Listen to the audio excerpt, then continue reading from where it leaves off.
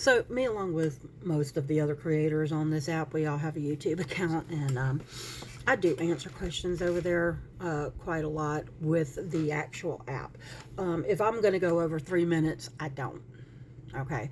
If I go over 3 minutes, I come over to this app and create the video here.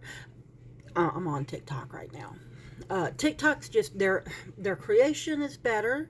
Okay, you can do a 10-minute video over here on the app versus what you can't do in YouTube. You can only do in-app 3 minutes, you know, like on your phone doing it, and I don't know how to do it any other way.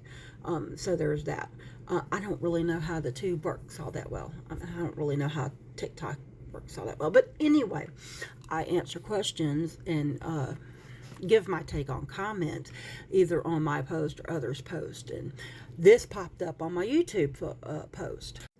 This was a video that I was talking about. Most people in America don't know what NATO is or what NATO does. And this dude said NATO is worthless, literally. Which tells me that you don't know what NATO is and what NATO does and who were founding members of NATO and why NATO was founded in the first place. I've made this video in the past. One was on my old page that is long since gone. There might be one on this one. I'm not really sure. But hell, it's worth doing a refresher of what NATO is, what NATO started out as. NATO was founded by the United States of America and 12 other countries on April the 4th, 1949. We were coming out of the World War, where we said we didn't want to get involved, but we got dragged in when the Japanese came over to the United States and did what they did on Pearl Harbor. Not only did we, as Americans, were so selfish to turn Jews away from our shores seeking refugee and asylum from a developing dictator in Germany, we turned those boats away and said we don't want to be involved until Japan did what Japan did. And then, of course, we took it way too fucking far and started throwing Japanese Americans that were born here into internment camps. And then, on top of all that, we get to be the country that not only created the means for humans to destroy humanity, but also used that device not once but twice, becoming a threat to the fucking world. Because little funny mustache man in Germany had become a threat to the fucking world because he was pushing out of Germany. He wanted his little thing to go global. A religious theocracy, if you will.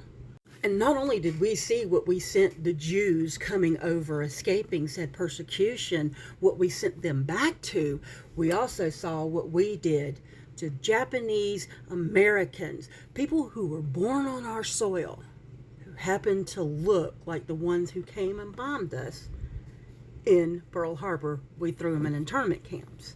And then, as I say, created, invented the atomic bomb, nuclear bombs, and we're the first to use it, the only country to use it, not once in Hiroshima, but twice in Nagasaki.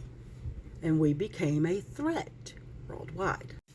And us and 11 other countries, there were 12 in total, so us and 11 other countries got together.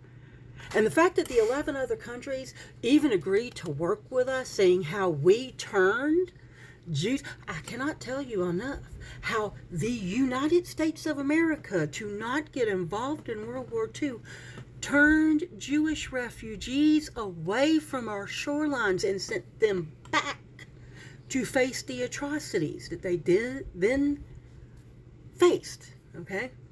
And we found that out as our own country is in turning, putting American-born citizens that had Japanese blood in them in internment camps, okay? And at that same time, our creation, our species finds a way to create something that can eliminate the entire species on the planet becoming a threat, knowing that other countries who were very close to the same thing were going to redouble their efforts, because now they had to defend themselves against us. So we were like, oh shit. We said, it's not really right that one country have enough arsenal or military or what have you to be able to go off and do what tiny little mustache man did. That's probably not a fucking good idea. And while we're at it, listen to United States. Congratulations, you won the race, but we're not going to use that thing again. All right? Matter of fact, we're going to go around, because we've learned our fucking lesson. We're going to go around and we're going to disarm everyone who has either gotten themselves into the nuclear arms race or hadn't gotten there quite yet.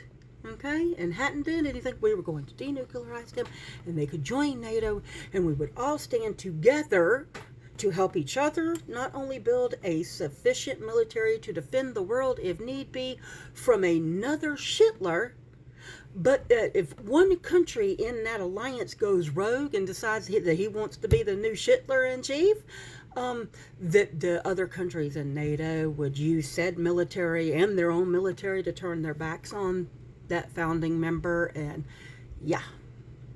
do basically what we're doing right now. Because the United States, along with Israel, got bullied with Israel to go start shit that we didn't have any right to do, and now they're wondering, well, where's NATO? NATO's like, fuck you, man, we're here for defense.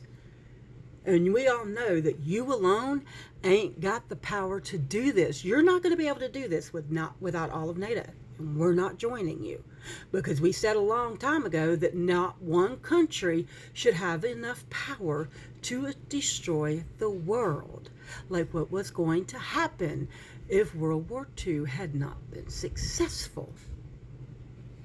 The money that everybody's talking about that we spend to NATO is spent on our own defense, our own fucking military and military infrastructure. As a part of our GDP, our economy drives. We have a low level of 2 point, what is it? I thought there was something after it, but there's not 2% of their GDP.